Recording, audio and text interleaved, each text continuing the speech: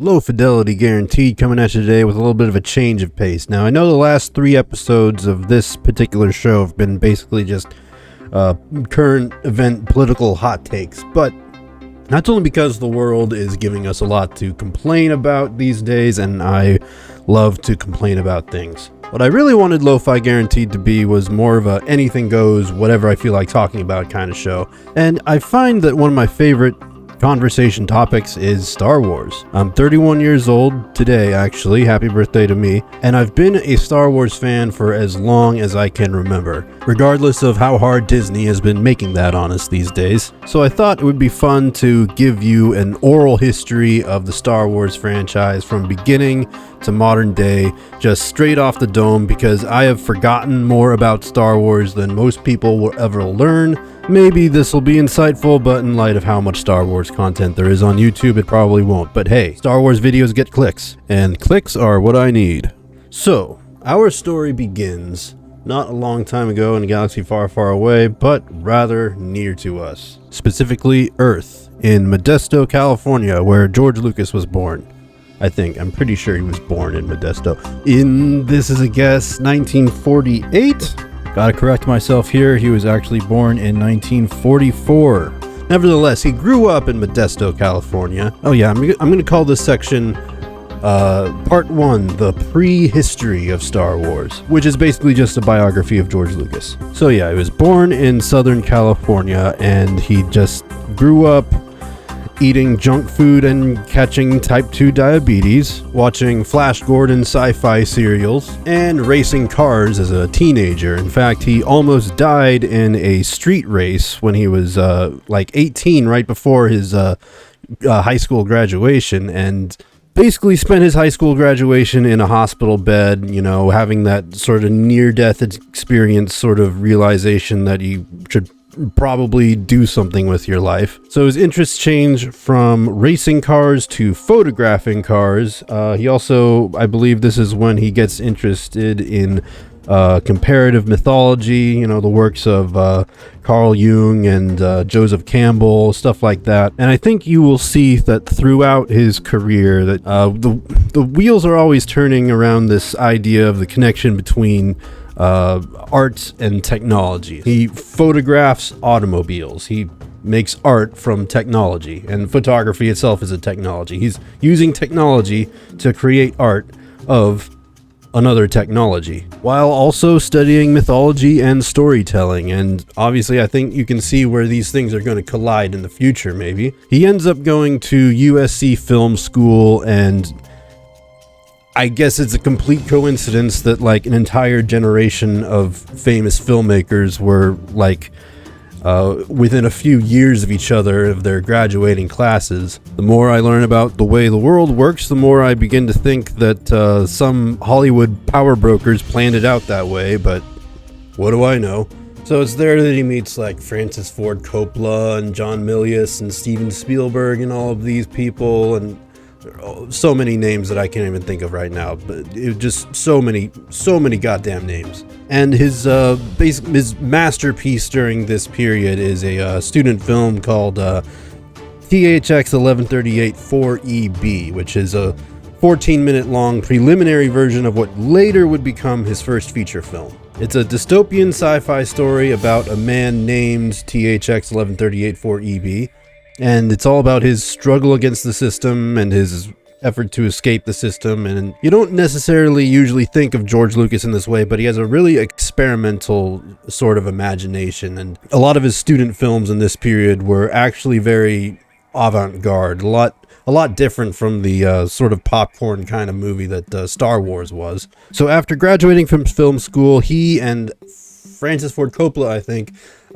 co-founded American Zoetrope, a film production company, which would produce THX 1138, sans the EB, but this is the feature-length version of the story that he told in that student film. And in THX, you can see a whole lot of aspects that you could see later cropping up in Star Wars. For example, the holographic imagery that's in the film, you know, crops up as the holograms in Star Wars. And just the general idea of using special effects and specific types of environments to create a sense that you are in a different world. You're in another world that's parallel to our own. Everything's a bit off, but it's also familiar. He's just not the kind of imagination that would think of making a romantic comedy or something like that. Lo and behold, his next film was basically a romantic comedy. The iconic American Graffiti, a semi-autobiographical film about teenagers cruising around in Modesto, California. And working on this movie, he's, working with young talent. He's thinking a lot about how music incorporates into the experience of the film. He's working with Harrison Ford for the first time as well, who I believe played a random extra in a plot. Not a random extra, but like a random background character in Apocalypse Now up to this point. God, I'm doing this entire thing without references. I hope I'm not embarrassing myself by getting these big details wrong. But hey, that's what the comment section is for. If I'm wrong about absolutely anything, please say so in the comments. And during this period, we're in the mid-70s now, or early to mid-70s now. I think American Graffiti came out in 74. But during this period, he is starting to imagine... Well, actually, what he really wants to do is own the rights to Flash Gordon, to make his own modernized version of Flash Gordon, or Buck Rogers. Was it Buck Rogers or Flash Gordon? It was one of those two, I guarantee. Maybe he tried to get both, I don't know. Nevertheless, he couldn't, so he decided to make his own science fiction serial basically from cloth, because... he remembered watching those kinds of stories as a kid, and he just wanted to recreate that experience for a new generation. And from this, we get a series of drafts for scripts with titles like Adventures of Deke Starkiller. I think the third or fourth draft is where he landed on The Star Wars. And that's when Napster founder Neil Patrick Harris gave him the most valuable advice that he would ever receive. Drop just Star Wars. And so while he's developing the story and the backstory for this Star Wars story, he thinks back to what he learned about comparative mythology and narratology from primarily it's Joseph Campbell's work that has the greatest influence on Star Wars. And in fact, Joseph Campbell, I believe met George Lucas on many occasions, actually called George Lucas his greatest student because he was able to replicate the ideas that he had identified in all of these stories going through time and consciously re-replicate it, the sort of bullet points that all these human mythologies follow. Hopefully I don't have to detail this. I'm talking about the call to adventure, the crossing of the threshold into the next world and obtaining the weapon and fighting the bad guys and wrestling with a lot of the same ideas that stories going back to the Odyssey, Beowulf, Gilgamesh. He wanted to create and eventually succeeded in creating a new mythology for the modern generation.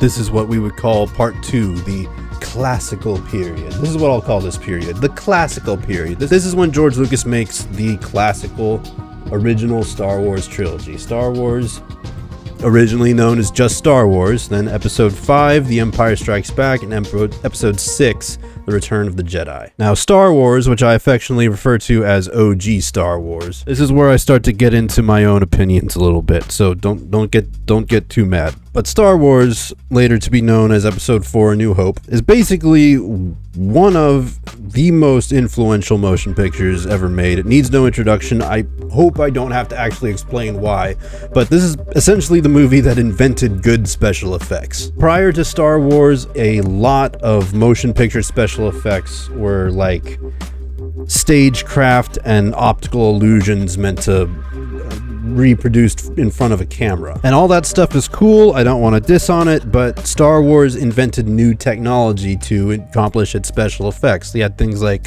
computer-controlled camera and model rigs that could reproduce a specific pass multiple times of, let's say, a spaceship flying across the screen. Like, you shoot it once lit from underneath, and then you shoot it again lit from the top, and then when you combine those two plates you get a fully lit spacecraft that looks like it's flying through space but not lit from any particular direction. In fact, the technology that he used for this movie was so preliminary that he ultimately wasn't even satisfied with it. And as a creative person myself, I can really see how and think about yourself, think about the essays you wrote in I don't know how old you are, but think about essays you've written in the past and think about how good you thought they were at the time. Then you look back at what you wrote. It's like, oh my gosh, I've gotten so much better at writing something like this since then. I think that is the view that George Lucas essentially had about the first Star Wars movie. And you can tell sort of optically, visually, that there's something a little bit less of episode 4, that it gets cleaned up and gussied up by episode 5 and 6. I guess that's what you call a bigger budget from the massive box office gross that the original Star Wars made. Audiences had never seen anything like it. They came out in droves. It was like the most popular goddamn thing since sliced bread, which made the difficult production process worth it because, you know, he was shooting out in the desert and his sets just got sandstormed over and stuff. You know, working on this movie was so stressful that he actually was hospitalized with hypertension for a time. And for that reason, he sort of came away with a distaste for directing. He really, from that point on, he was more of a producer chair kind of guy, more of an idea man. And he gave the directorial control to other directors for Empire and Return. And it's in this middle period between episode 4 and 5 that he develops the idea of Darth Vader being Luke's father. And like I said, as a creative person myself, ideas evolve over time, and there has been much ado made about how much did George Lucas plan ahead of time and how much did he essentially make up as he went along. And the answer to that question is yes. It is fairly well understood that in this early classical period, he knew essentially how the old Republic became the Galactic Empire. He understood at that time where the Galactic Empire came from, why it existed, and who was fighting back against it. So the overarching themes of what would become the prequel trilogy and the Clone Wars series were already pretty well formed in this early stage, but what he didn't know was that Darth Vader was Luke's father. In fact, what the lie that Obi-Wan tells to Luke in A New Hope was actually the truth at the time that scene was written and performed. That's kind of a sticking point that I have with A New Hope, but I'm not going to get into it right now. I might just get into my opinion of episode 4 in general right now, and you may not like what I have to say. I am kind of tired of A New Hope. I've seen it like 200, 300 times. It's a classic. I get it. It invented good special effects, like I said. But god damn, does it put me to sleep these days. Holy cow. The beginning is so... mind-blowing for audiences in 1977. I am audience in 2021. I've seen everything by now. Unfortunately, I'm just not riveted by it as much as I still appreciate it, of course. Obviously, I wouldn't be making this video if I wasn't like a giant Star Wars fan, but the original film does not do it for me anymore. I'm sorry. Anyway, let's get into Empire Strikes Back. Directed by Irvin Kershner, who sounds like a bit like Kermit the Frog crossed with Jordan B. Peterson, which is really the same voice. And in this movie, Luke meets Yoda on the planet Dagobah, and Vader tells Luke he's his father after cutting off his hand. And when it came time for Han to tell Leia that he loved her, I just told him, just do it. And instead of saying I love you too, he says I know, and I'm like, cut it, let's go to lunch. And the battle in the snow was a real challenge because nothing had ever been done quite like that at that time. Now, alright, now if there is one nearly universally agreed opinion in the Star Wars fandom, I know that there's a lot of different factions and we like to fight it out all the time about things, but if there's one thing that almost the entire Star Wars fandom can agree on, is that The Empire Strikes Back is, perhaps on a technical level, the best of the Star Wars films, and it's also the most people's favorite, I'm certain. Because that's when the Star Wars series, the story as a whole, that's when Star Wars itself takes its first step into a larger world. The incorporation of the idea of the villain, Darth Vader, being Luke's father, just adds a whole different layer of depth. None of the stories that Star Wars was emulating actually took that turn. You know, there's no ancient mythology that you can point to and say, oh, that's the one where the villain is the hero's father, and then that's what George Lucas took the idea from. That's like probably the most original idea of that's present in the Star Wars trilogy, and that's why it blew people's minds so much back in the day. Now, I wish there was a point in time where I knew that Vader was Luke's father, but you know, from my point of view, I've been a Star Wars fan for so long that I don't even remember not knowing about Star Wars. Vis-a-vis, I don't remember not knowing that Vader was Luke's father. So I've never really had this reveal for me. That idea has always been baked into the story for me. And that changes the meaning of what Obi-Wan told Luke in the first movie, you know, which now is canonically a lie, but at the time was the truth. But you know, that's when that switch was turned, and that you can actually reinterpret that scene to read the depth in Alec Guinness's performances that he sort of just puts there without knowing he's doing it because he's such a talented actor. The meaning of the story of Star Wars is forever altered from that point, and it just makes the story just that much deeper for people. And I think Empire Strikes Back is the first movie to really step into the direction of what Star Wars is today. People don't just like it because they like watching explosions and spaceships and chewing on popcorn. You know, they like it because of the journeys these characters go on. And Luke Skywalker is a very different character in the first movie than he is in the last movie. You know, he goes from being, oh, it's power converters to soon I'll be dead and you with me. By the way, before I talk about Return of the Jedi, I want to direct your attention to the little thingy-dingy I put in the corner of the screen over there, the thing that says, check out the World Storm. What is the World Storm? Well, the World Storm is an epic fantasy war story that is largely inspired by Star Wars and also Lord of the Rings and classical war stories like All Quiet on the Western Front. And it's not a book, it's not a product, I'm not trying to sell you something, it is another series I do on my YouTube channel. It's something I like to call a video book series. If you like Star Wars, go ahead and check it out. I think you'll be pleasantly surprised. So Return of the Jedi happens, and it's basically the high point for special effects from the franchise to this point. Maybe not quite the high point in storytelling, except for that final sequence, the last duel between Luke and Vader. Just some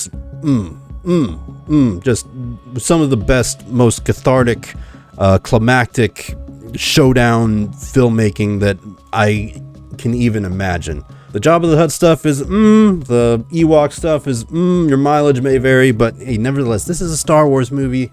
It's a classic. You only really, like I said about the original Star Wars, you only really get sick of it if you've watched it 300 times or 500 times if you're Rebel Force Radio. And the space battle in Return of the Jedi is, my God, I would say I have no idea how they accomplished that in, 1982, 1983, but I actually do know how they accomplished that. But it's so seamless.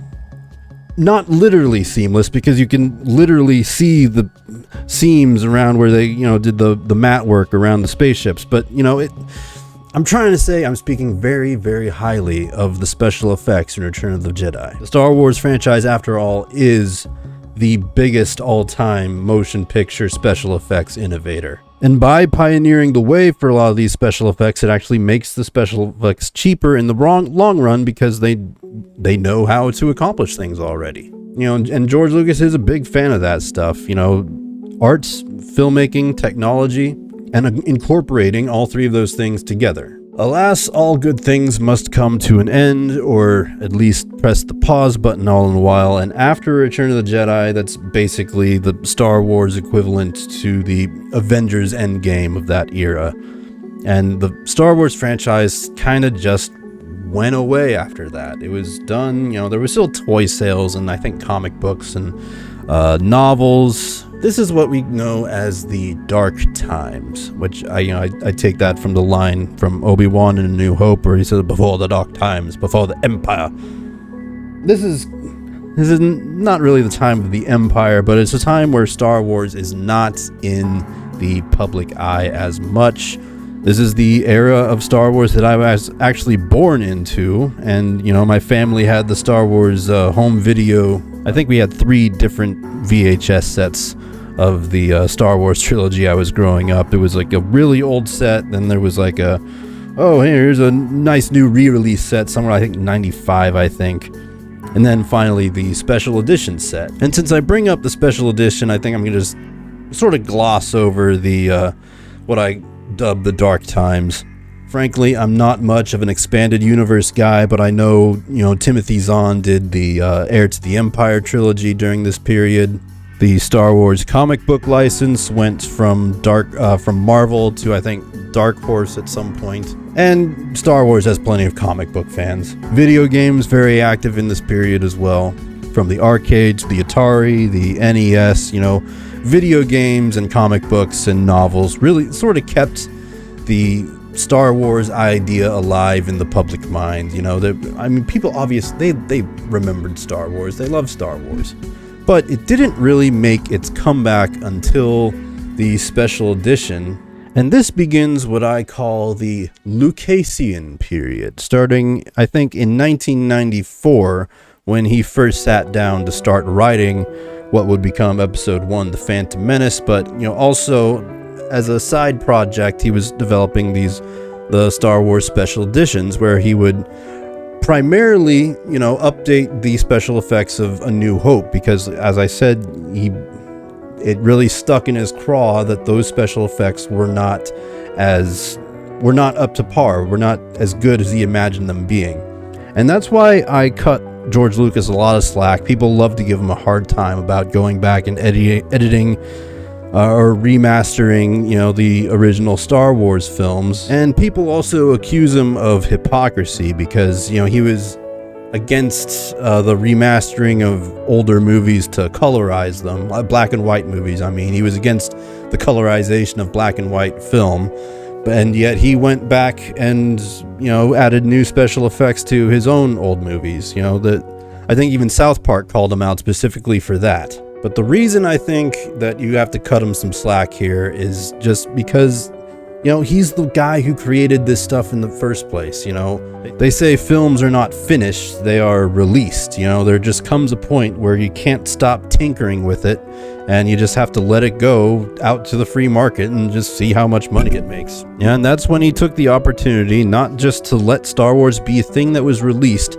but to actually finish it in his definitive vision. And, you know, you can get nitpicky about the changes that were made. You know, some I think were improvements, some things I think certainly weren't. The Death Star battle in A New Hope is definitely one of those things that's improved.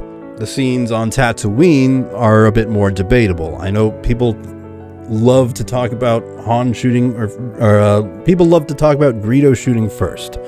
And you know, the reason why I don't give a shit about Han shooting first or Greedo shooting first is because there's a close-up underneath the table where you see Han taking the safety off of his blaster before he ever shoots, and you know that at the point that he takes the safety off the blaster is when he makes the decision that he's going to kill Greedo. It makes no actual difference who shoots first after that point. The characterization of Han Solo is not made superior by him being a cold-blooded killer, no matter how badly some people want that to be the case. Star Wars is what you make of it, right?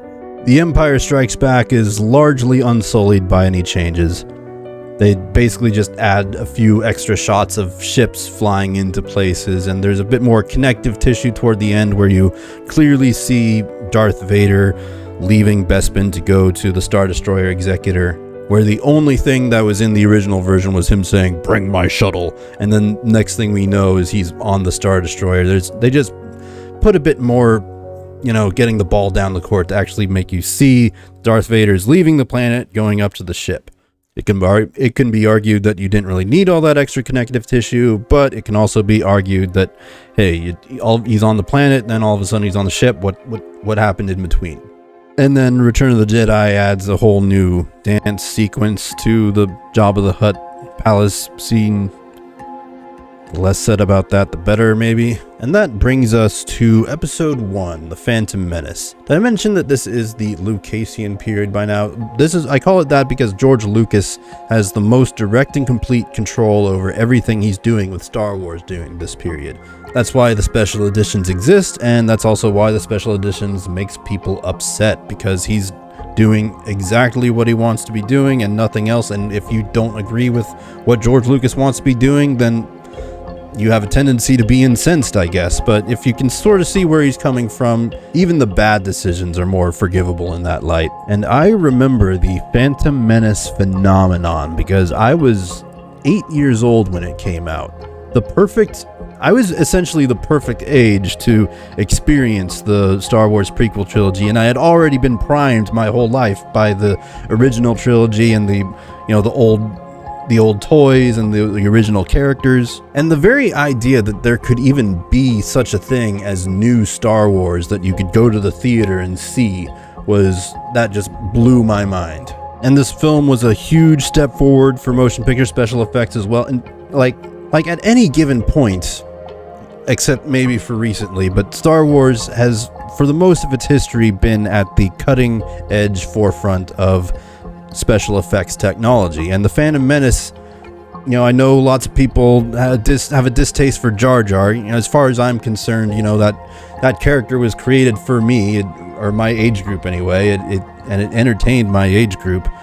So I don't have the same level of animosity for that character as a lot of older fans maybe do, but nevertheless, I can see how you would probably be distasteful towards that sort of thing, especially if you have a specific preconceived notion of what Star Wars is, because Star Wars is many things to many people, and you can read it in many different directions. For a lot of people, the old original Star Wars is kind of dark and gritty, and it gets that feeling through the used future sort of aesthetic that it was going for, where all the technology looks greasy and smudged up.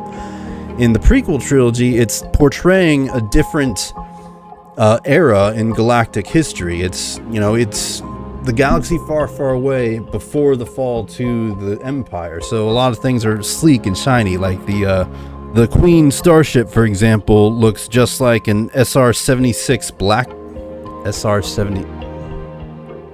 that really fancy spy plane that was like secret for so many years. SR something Blackbird. 76, I think. It's the SR-73, you idiot. No, now you're the idiot, because it's the SR-71. Whatever. The Queen starship looks just like one of those, but all like shiny and new, and it really sort of starts to look a bit more like the kind of Buck Rogers aesthetic that George Lucas was originally pulling from, where all the futuristic technology looks sleek and shiny. Well, that's how it is, especially in the environments like Coruscant or the affluent areas on Naboo. Now, Tatooine, though, still looks as used future as it ever did. In fact, examining scenes that take place on Tatooine during the prequel trilogy look seamlessly identical to scenes from, A New Hope and Return of the Jedi. As far as the story is concerned, this is where we meet Anakin and Obi-Wan for this first time. And as opposed to a Han, Luke, Leia triumvirate that dominated the storytelling of, the original trilogy, in the prequel trilogy, we get a bit more of duality, and mainly between Anakin and Obi-Wan, but also between Anakin and Padme, Anakin and Palpatine. A lot of things come in either sets of 2s or 3s when it comes to storytelling. I think people's brains and 1s as well. People's brains love 1s, 2s, and 3s. In fact, I think we have a special relationship with, any number of fingers that we could be holding up. I'm completely getting off on a tangent, and it's a weird tangent. Getting back to what I would think I was trying to say is that I think, for the story of Star Wars, it's very important to see Anakin Skywalker at the earliest possible point in his development as a character, and that's basically as an 8-year-old boy where, he's innocent. He can go to the light, he can go to the dark. You can certainly see how he could go to the light and continue on the path of the light, and how the circumstances that surround him end up leading him down the path of darkness. In fact, there's a few deleted scenes in Phantom Menace that didn't make it to the screen because, I think George Lucas wanted to portray the fact that Anakin was completely innocent. But there is a scene where, he's actually has young Garrido on the ground, trying to choke him out because, he called him a cheater or something like that.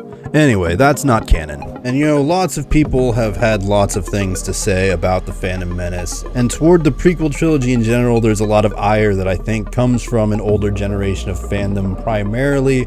Although I have met fans from all ages that, have all sorts of opinions of, the different stages of Star Wars, including, people my own age who think the prequels are trash. And if you think the prequels are trash, you're not technically correct. I think you just take personal slight with the creative decisions that were made, and, trust me, I get it. I completely understand taking personal slight with creative decisions being made in a motion picture, because that's what happened to all of us a few years ago. I'm talking about the sequel trilogy right now, but I'm not talking about the sequel trilogy right now. I'm still talking about the prequels. And next up, we have the most criminally underrated Star Wars film in existence, Star Wars Episode II: Attack of the Clones. It may actually be the most hated of the pre-Disney Star Wars films, the George Lucas related Star Wars films, but I don't know, if you hate Attack of the Clones, I don't know what movie you were watching. Attack of the Clones is fucking brilliant, okay? I think it's even better than Revenge of the Sith. Revenge of the Sith just has a bit too much going on for my taste. I've gotten away from a strict historical analysis at this point. And trust me, I get it. Hayden Christensen talks like this. But he doesn't just talk like that. He talks like this. And like this. And like this, too. He's an actor, and he acts the scene like an actor. He acts it!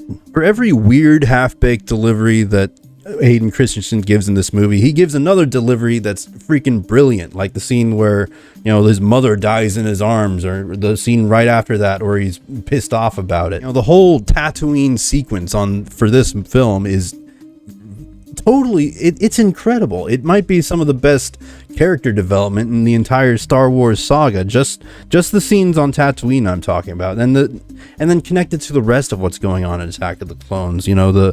How you can observe Palpatine starting to play things from behind the scenes and pull the strings and, manufacture conflict across the galaxy. And the Jedi have absolutely no time to react to the situation. Like, the clone army was developed to help Palpatine take over the galaxy, but, the Jedi have no time to discover that. They have to react to crisis now.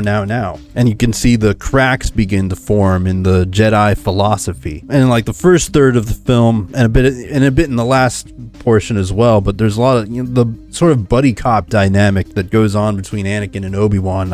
I just love it. You don't see enough of that stuff in these movies, unfortunately. Plenty of that in the Clone Wars later on, but we're not to that yet. So then we decided to come and rescue you. Good job.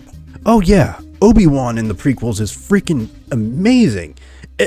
Even if you hate the prequels, your favorite part about the prequels is Obi-Wan Kenobi, right? I just know that. That's basically a fact. You want to buy some death sticks? You don't want to sell me death sticks. I don't want to sell you death sticks. You want to go home and rethink your life? I want to go home and rethink my life. Yada yada yada. Anakin gets his arm cut off and he wants revenge. Also, in the wedding scene at the very end of Attack of the Clones, where Anakin and Obi-Wan get married. No, Anakin and Padme get married. I can see that Padme's wedding veil looks suspiciously like Darth Vader's helmet.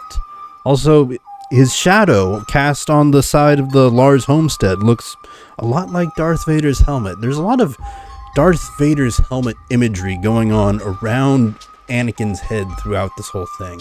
I mean, maybe not throughout the whole thing, but in those specific instances, yes. And something about the melodrama of the prequels, I don't think will ever go out of style. I think time has been very kind to the prequel trilogy so far, and I think the future will continue to prove that out.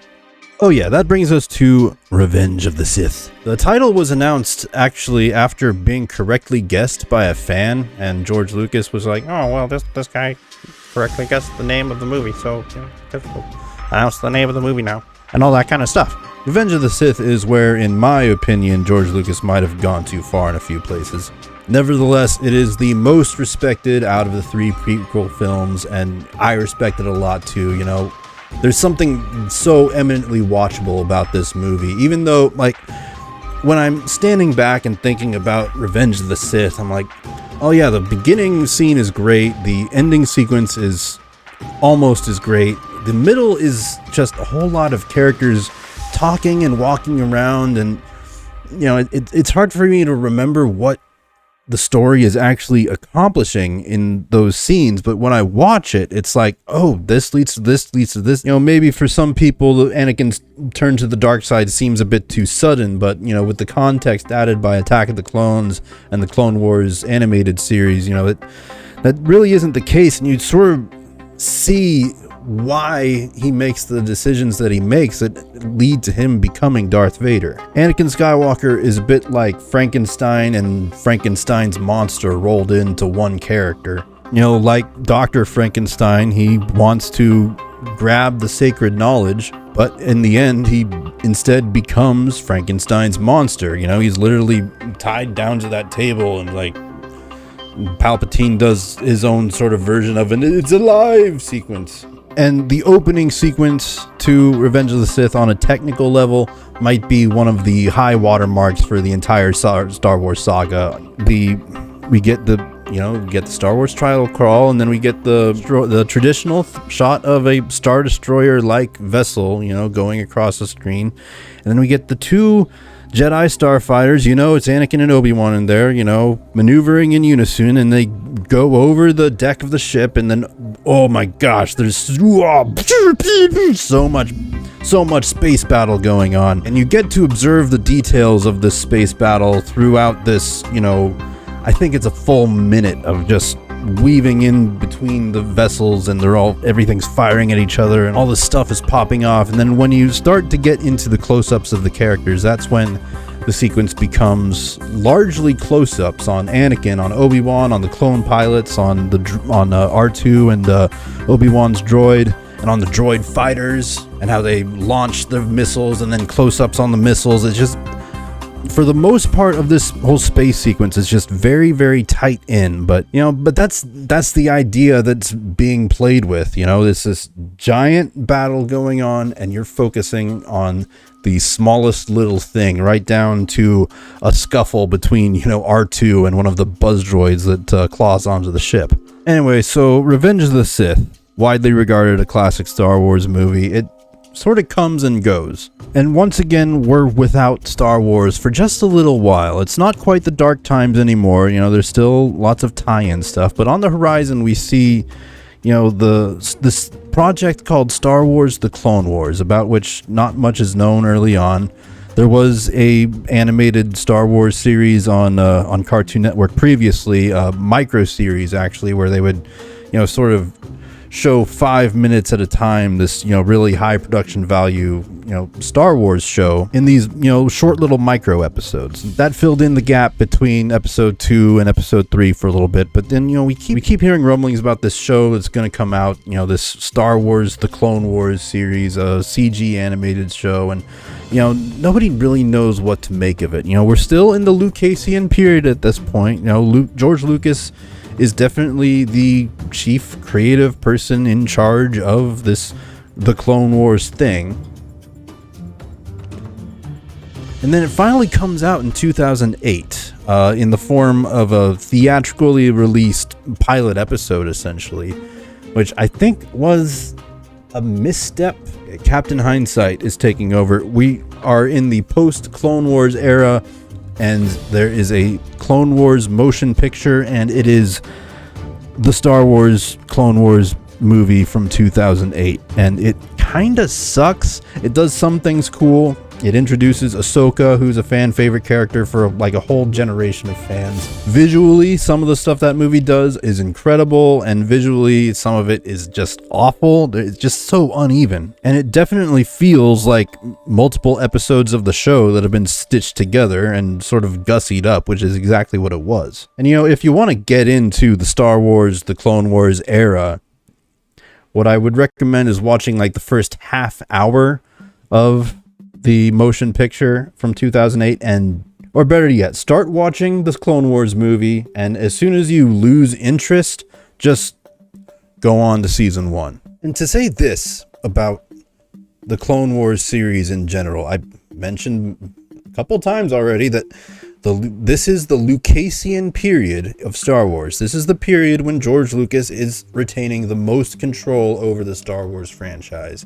And I think that, and this might be a controversial opinion for some people, but I swear, anyone who has watched the Clone Wars series is bound to agree with me. If you ask the question, what did George Lucas mean by Star Wars? The Clone Wars series is where you find the answer to that question. Every episode begins with the scrubbing bubbles guy giving his narration. Jedi Generals Anakin Skywalker and Obi-Wan Kenobi join forces with the scrubbing bubbles to take out the separatist forces on an axis. That's actually Tom Kane, the same guy who does the voice of Yoda, by the way, when it's not Frank Oz. When it's not Frank Oz, it's usually Tom Kane. Wait. Damn it, did Tom Kane have a stroke? This is the only thing I'm gonna look up to make sure I'm not wrong about. Yeah, so the guy I was just doing a bad impression of had a stroke in 2020 and retired from voice acting, but he was the scrubbing bubbles guy. And then you look at a lot of the ship designs that were in the Clone Wars, a lot of stuff that, oh, that looks like something from ancient Egypt, or, you know, that looks like something out of a Mobius comic. Just a lot of pre-60s science fiction kind of tropes just cropping up in the design influences more than ever before. And yet the kinds of stories that they're telling, not only, you know, stories that remind you of ancient legends like, you know, Achilles and Odysseus, but you also see stories that, you know, remind you of the political realities of ancient Rome or the political realities of today. These sort of complex political realities are played out in a way that children can understand them. For example, there's that episode where Padme goes to the planet Scipio where all the bankers live, and when she does her whole intrepid thing over there, she discovers that the bank vaults are actually empty. You know,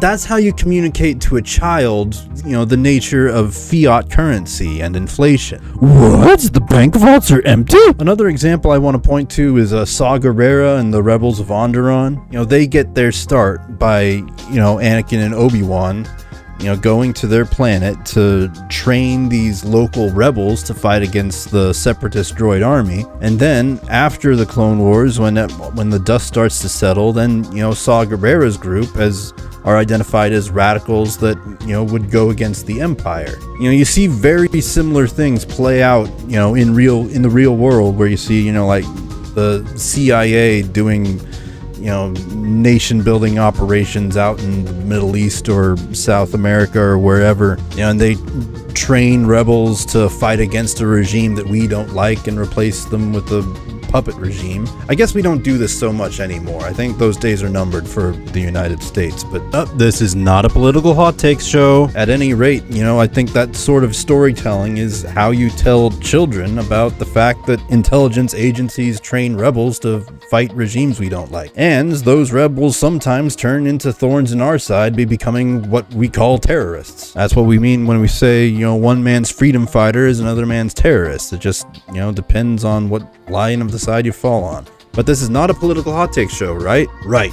Beside a third example, I think you can bring up the whole subplot about the titular clones of the Clone Wars. By the way, titular is a word that refers to something that is mentioned in the title of a work. So, for example, the titular clones of the Clone Wars, the clones are titular because they are mentioned in the title of the Clone Wars. What I'm trying to say is that the word titular has nothing to do with tits. I kinda thought that it did for a while. Sometimes I see that word in an article and I'm just like, that word, it does not mean what you think it means. So yeah, the clones of the Clone Wars. There's lots of character development for Anakin. You know, you see him starting to, you know, torture people and, you know, go below board to get dirty stuff done.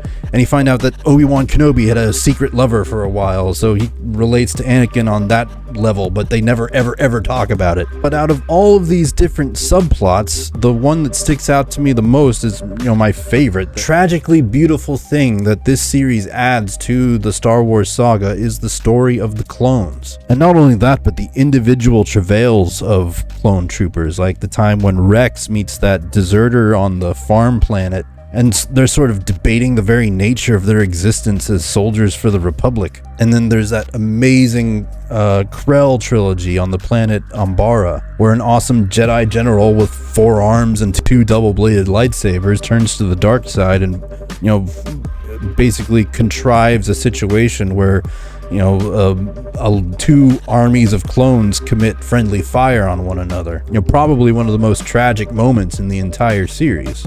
And the clone trooper Tup is the one who actually stuns General Krell and puts an end to his thing. And then it's Tup who later on short circuits and accidentally, well, not accidentally, but the thingy dingy in his brain that makes him do bad things activates prematurely, and he shoots one of the Jedi generals. And his buddy Fives, he investigates why his friend Tup killed the Jedi, and ends up discovering that the clones essentially exist for the purpose of wiping out the Jedi. And knowing the extent of the malicious designs that someone else has for you, knowing the truth about that can really drive you crazy. But it also sort of breaks the spell. Dave Filoni brings this up, and I bring up Dave Filoni because now is a good time to bring up Dave Filoni. But as a creative person working on Star Wars today, Dave Filoni, his knowledge of how Star Wars operates on a psychological, mythological level is second only to George Lucas himself, really. The guy just gets it. And what he has to say about the character Fives is that in mythic stories, fairy tales, the idea of putting someone under a spell is like the idea of lying to someone. So you lie to someone to make them do what you want them to do, like the Imperious Curse in Harry Potter, I guess. But the idea that telling someone a lie is like putting them under a spell, and that telling them the truth breaks the spell, because the truth is more powerful than falsehood. It's these kinds of gems that you pull out of Dave Filoni when he does, all these interviews. In fact, he used to do more interviews than he does now. Unfortunately, I think it's just harder to get media access to someone once they're underneath the Disney umbrella. But speaking of the Disney umbrella, I guess this is a good time to mention that we are entering the Disney era of Star Wars. I'm tempted to refer to this as the lead age of Star Wars, but we do get some good stuff out of this. Now, Disney's relationship with Star Wars and Star Wars fans got off on the wrong foot when they canceled the Clone Wars almost just as soon as they bought it, because the Clone Wars aired on Cartoon Network, a rival network to the Disney Channel, for example. Also, the show was very, very expensive, and they kind of just didn't want to be spending that much money on a Star Wars animated show. They didn't have that George Lucas money anymore. And little did we know at the time, but this was when the quality level of Star Wars content would just start crumbling down. There were high hopes because we saw that, someone named Kathleen Kennedy has taken over Lucasfilm, and we saw her filmography, and it's all these just classic movies that nobody really noticed at the time that any of those movies that didn't also have Steven Spielberg's name attached to them kind of sucked. Wasn't really understood what creative input she had on any of these movies, much less, production input. But most people are like, oh, hey, look at her resume. Oh, she's great. And then we get J.J. Abrams for the first Star Wars movie, and we're like, all right. I mean, the trades call him a visionary, yet he is also utterly incapable of making anything of substance, but, he's a good popcorn flick maker, so alright. The Clone Wars gets replaced, essentially, with Star Wars Rebels, and Rebels is alright. It's actually pretty good, it's Rebels. Who can't get enough of Rebels fighting the Empire, right? So, it's good. We got more, The budget is clearly a lot lower, but hey, it's more Star Wars animation. This is good. Then we get to The Force Awakens, and the hype machine is hype. I think on a cultural level, The Force Awakens was the beginning of the end of Hollywood in general. The Marvel Cinematic Universe did a good job of keeping that beach ball bounced up into the air for a few good years up until Avengers Endgame, but you know, for the most part, the idea that the corporate Hollywood system can put out a good movie that isn't anything but an accident, like, that's just it. The Hollywood system has to make a good movie by accident these days, because everything they do is just, they're like going out of their way to undermine our whole entire entertainment culture by by subverting expectations, which is what the next Star Wars movie, The Last Jedi, did. But I don't think I'm done talking about The Force Awakens just yet. The Force Awakens, what it does is it sort of, kind of like what I said a little bit ago about it casts a spell on you. It fools you into believing that you're watching an entertaining Star Wars movie. And you know what? It does entertain, you know, I'll give it that. All the elements of The Force Awakens are put together well. It encourages you to just keep on chomping down that popcorn. It does not invite you to think about it for longer than 30 seconds, because as soon as you do, you're like, wait, hold on a second now.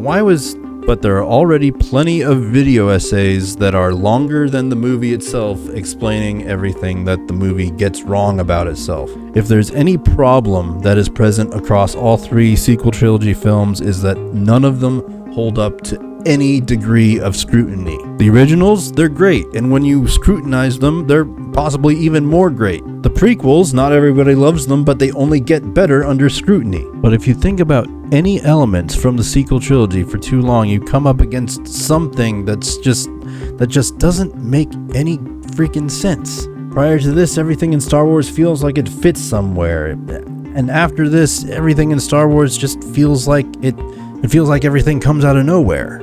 And The Last Jedi comes along trying to subvert your expectations, being the, hippie, trippy, postmodern, invert the tropes, kind of artsy-fartsy, namby-pamby. I'll put it to you this way. The only thing that George Lucas himself is known to have said about The Last Jedi is that it looks beautifully made. I think those are his exact words. Beautifully made. It is literally the only kind thing you can say about The Last Jedi. Honestly, I haven't even seen The Rise of Skywalker, and I probably never will. I don't think I ever will. I can't put a yet at the end of that sentence because I don't think I ever will. I don't think I need to. And that's basically the moment that marked me, Star Wars fan for life, the biggest Star Wars fan to being where I am now. Is like, oh yeah, I used to be a huge Star Wars fan, but then, the gold to shit ratio just got a bit wonky for me, so, I kind of dipped out. I still follow Star Wars, of course. Anything with Dave Filoni or Jon Favreau's name attached is, something that I'll check out. Outside of that, Now, outside of the sequel trilogy, we also got the A Star Wars Story spin-off films, and actually, I think it's kind of a damn shame that we didn't get more of these. Starting with Rogue One, which I think is brilliant. Actually, Rogue One is one of my favorite Star Wars movies of all time, and it serves as proof that, Star Wars under Disney is capable of making great Star Wars movies. It just comes as it just baffles the mind why they don't do more of that. But that reminds me of something I said earlier. The Hollywood system can only make a good movie by accident these days. And there were a lot of production issues plaguing behind the scenes of Rogue One. At the end of the day, it was really kind of cobbled together from multiple visions and multiple special effects departments, But everybody was still bringing their A game at that point. The space battle was phenomenal. The Darth Vader scene was phenomenal. The characters feel a bit single-serving, but that's all right. The characters basically invented to be, self-sacrificers. They each sort of discover one thing about themselves by the time they get to the end of the movie. we get to Solo. And Solo is, of course, very controversial. A lot of people hate it. I don't hate it at all. I don't love it nearly as much as Rogue One, but, you know, I like it. It's definitely watchable. And, you know, it just, for me anyway, it doesn't have those garish, jarring problems that just stick out like a sore thumb. For some people, they do. Some people, because, you know, the creators, the performers and the directors had kind of a funny idea for what they were trying to do with Lando and his droid. And in the final film, it doesn't come across as though any of those funny ideas really play out. It more comes across that the droid has a lot of funny ideas about her relationship with Lando than anything else, but Lando is still fond enough of the droid to be like, "Ugh!" Now, a lot of people interpret this as though Lando and the droid were like together or something, but no, I really don't think that's what Disney wants us to be interpreting out of that movie, which is good enough for me. Hollywood people have a lot of funny ideas about a lot of things. The less of that I have to ignore to enjoy anything, the better. So yeah, Solo's okay. I don't hate Solo. But we have been without Star Wars movies for a little while now, but we've had plenty of Star Wars streaming shows. Oh yeah, there was also Star Wars Resistance, which I didn't watch that either. It was an animated series that went on for 2 seasons. It kind of sucked, I think. I did watch a couple episodes. I watched enough to know that I didn't want to watch anymore, basically. But after that, that's when you can sort of see Disney starting to throw in the towel with Star Wars and giving fans what they want by bringing back the Clone Wars. Thank God they brought it back for a 7th and final season. It was kind of a half-length season, but we'll take what we can get. And in that final season, we get introduced to the Bad Batch, a set of, you know, intentionally defective clones that don't respond to Order 66 when eventually... I mean, there's a whole Bad Batch show now, so... But those characters were introduced in this final season of the Clone Wars. And it wouldn't be a season of the Clone Wars without a few dud episodes, and we definitely got 4 of those with the ones where Ahsoka is hanging out with Trace and Rafa, and they're... I don't even remember... There's something about spice and droids and smuggling. I don't... But then we got the final finale, and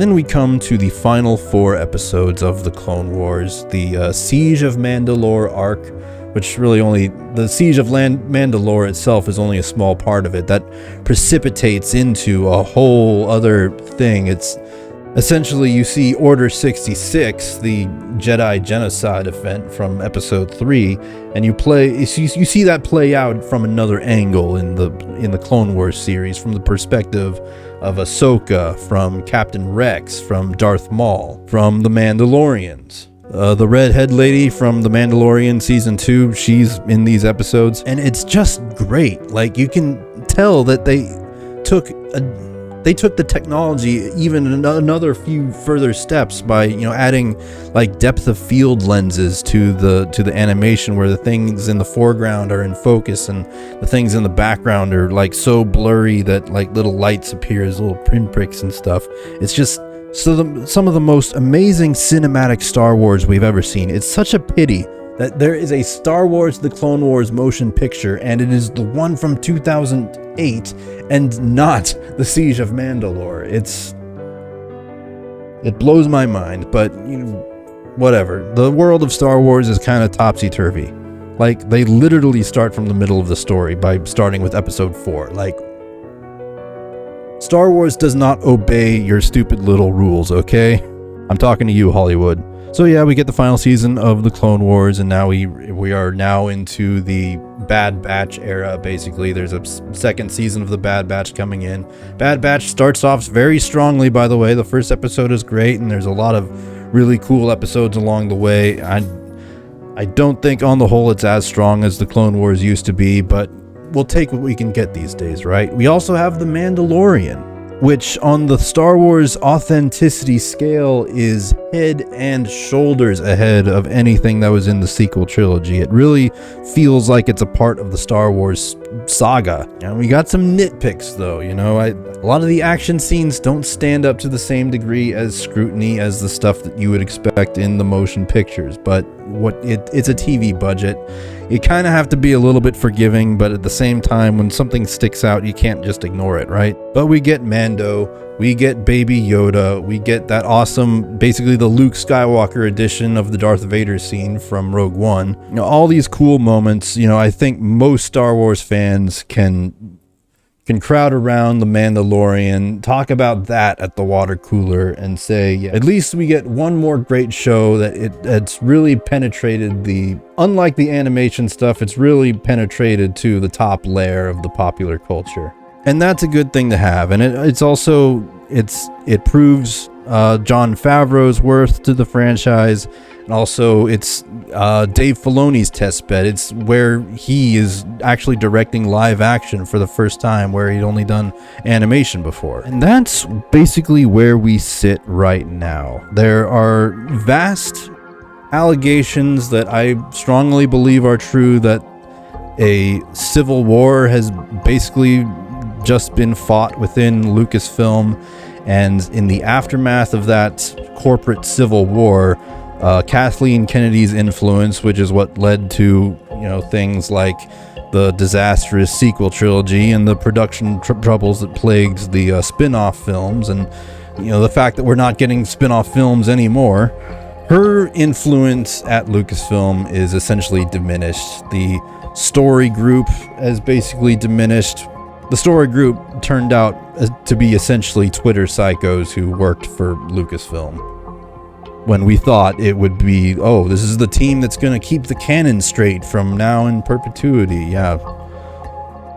Ship has definitely sailed on that. But looking forward to the future, we have Dave Filoni, we have Jon Favreau, and I think we can call this the beginning years of the Favreau-Filoni era. And I'm fairly optimistic for what we're going to see from Star Wars in this era. So there you have it, the prehistory and the influences of George Lucas. We got the classical period in the original films, the dark times where not much Star Wars was being done outside of comic books and stuff like that, to the Lucasian period of the special editions, prequel trilogy, and the Clone Wars animated TV series, to the Disney era and the decline of the value of Star Wars in the cultural eye, with a few triumphs now and again through Star Wars Rebels and Rogue One. And now I think we are across the threshold officially into the Favreau-Filoni era, which I think will be defined by an expansion of Star Wars on the small screen through animation and live action, and we are set to see our first live action Star Wars movie in this era in the form of like, I actually have to think for a while to remember what it is. Rogue Squadron, right, yeah. That unfortunately, that's where we're at. I have to actually think about what the next Star Wars movie is going to be, when, you know, just a few years ago, we were expecting to get Star Wars movies essentially every other year forever, and now we're kind of in a Star Wars movie drought, but that's okay. We're in a rebuilding phase here. I think they bit off a bit more than they could chew in the Disney era. And now I think we're going to sort of start to realign, find a new place for Star Wars in the cultural space. Everybody relax. Everybody relax. We're good. Everything's fine. We're all fine now. Thank you. Please remember to leave a like on this video, subscribe to my channel, check out my original epic, The World Storm. It's right here on my YouTube channel. It's not something you have to buy. And if you like Star Wars, you'll love it.